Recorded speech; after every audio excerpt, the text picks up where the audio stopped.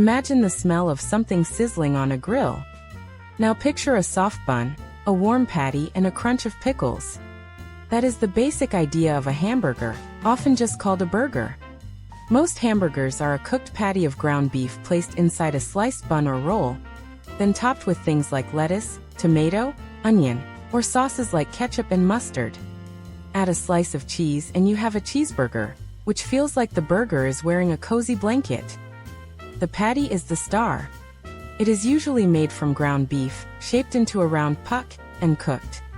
Because the meat is ground up, it is important that the inside gets fully cooked. The USDA says ground beef should reach 160 degrees Fahrenheit. That number might not sound delicious, but it is a safety superhero. Burgers are not all the same though. Some are served at fast food places, and some are made in diners or fancy restaurants.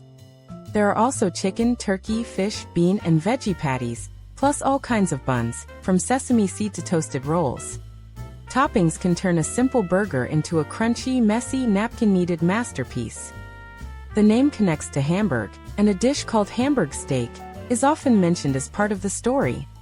When people began putting that kind of patty into bread, the hamburger sandwich started to take shape.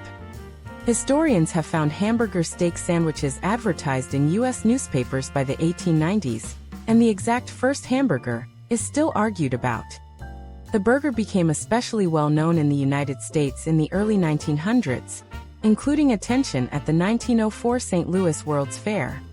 Today, burgers are eaten in many countries, with local twists and flavors.